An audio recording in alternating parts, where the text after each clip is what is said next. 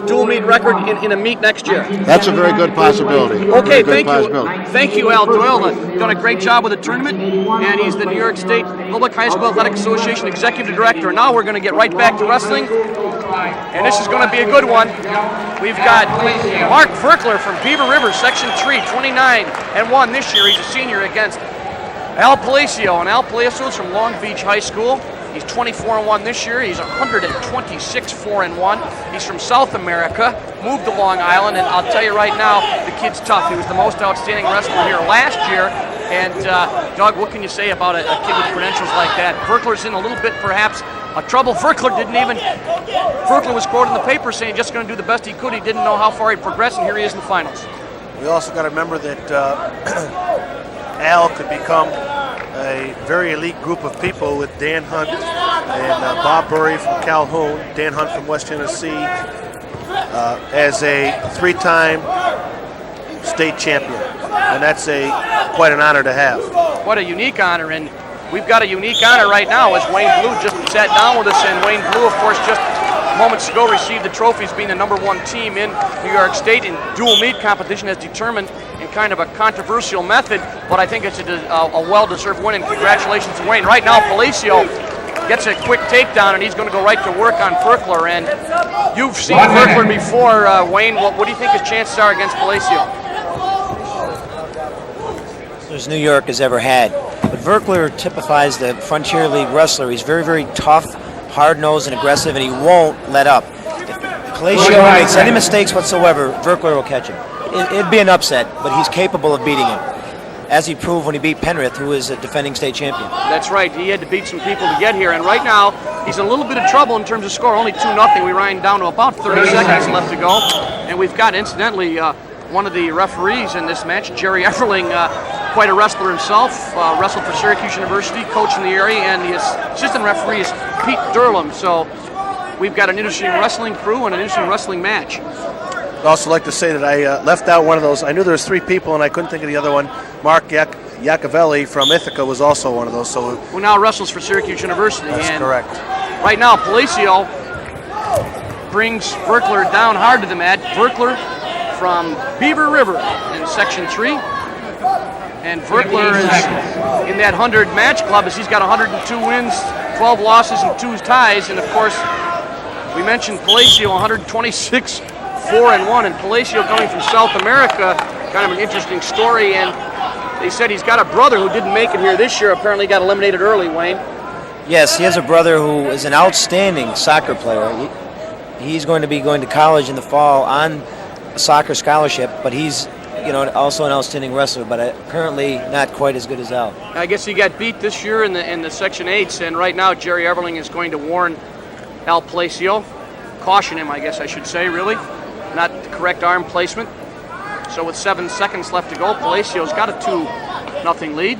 I've watched Al Palacio wrestle all day, and he always seems to look tired, but he never seems to be. Yeah, it's just one of those things. He always looks like, geez, I can't go another second out here. And he just keeps on going and going. A lot of people comment on that. It looks like his lungs are about to collapse, but he just always seems to suck it up and really goes very, very hard. We're going to start the second period, and Verkler will be down. Palacio from Section 8, Long Island area. Section 3, of course, Central New York. And Section 3, a pretty strong team, but it looks like it's going to be between Section 2 and Section 8, Wayne, I would say. Yes, the Section 2 team is just awesome this year. I've been very, very impressed with their wrestling, especially their upper body throws. They've really come a long way in the last 3-4 years. And a lot of that's probably attributed to the AAU club they have going over there, which is working very hard in the off-season. Talking about coming a long way, Verkler just picked up 2 points and a reversal, and he's now tied it up. Apparently nobody told Verkler that he wasn't supposed to be in this match, as he ties it up with just about 1:30 left. 2-2. He doesn't seem to be intimidated at all. I think maybe that first takedown could have been a nervous type of thing, and then when you get out there and find out that everybody's the same. Well, he just tried to take Palacio's arm up Route 81, and the referee kind of moved it down. So Verkler wrestling very, very tough from Beaver River. As Wayne Blue said, typifies Frontier League, very, very tough kid.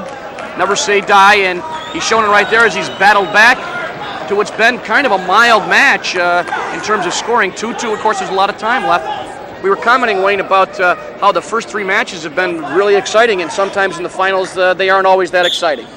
Yes, sometimes you have 2 wrestlers that are evenly matched, and as far as technique, sometimes they're very similar.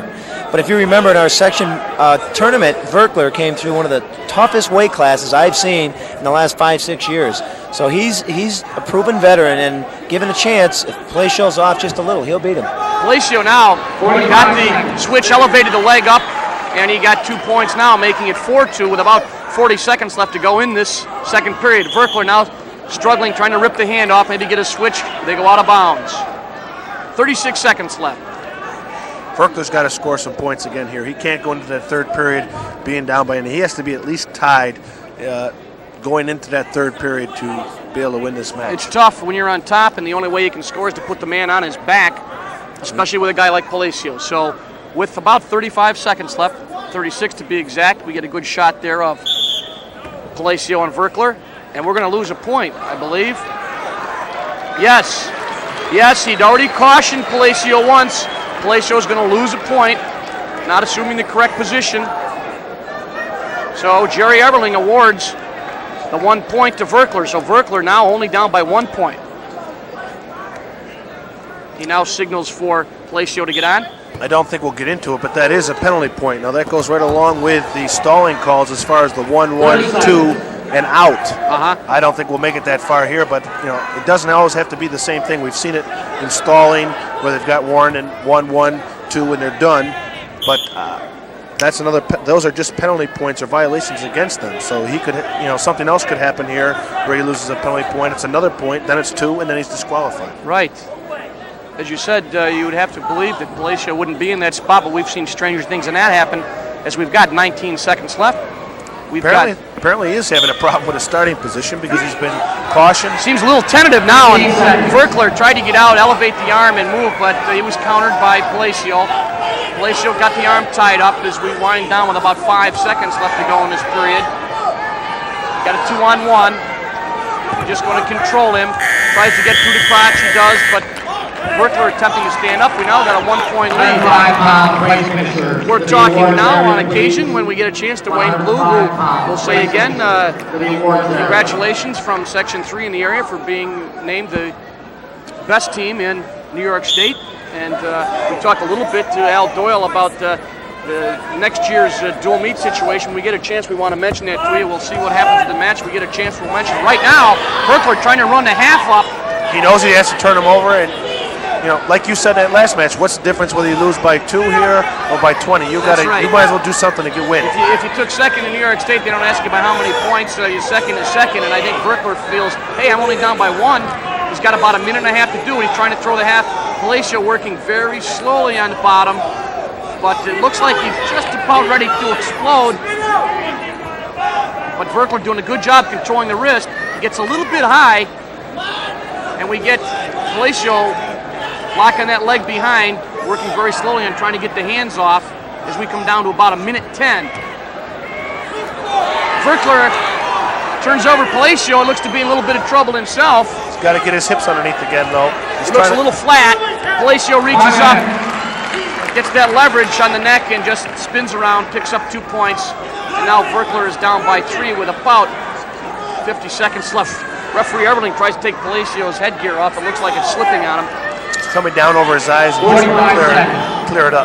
45 seconds. Palacio's got 45 seconds. Roll and a move, and Verkler's going to get 1. Should get 1 here. We'll see what happens. He's got about There's 1. The 1. Now he's got to get 2. He's got 30 seconds. If you're Verkler, you got to get going, and I'll tell you what, Palacio's got to be worried about taking his 3rd New York State title because he's just 2 points away from an overtime match. If Verkler can get the takedown, Palacio shoots. Palacio's smart.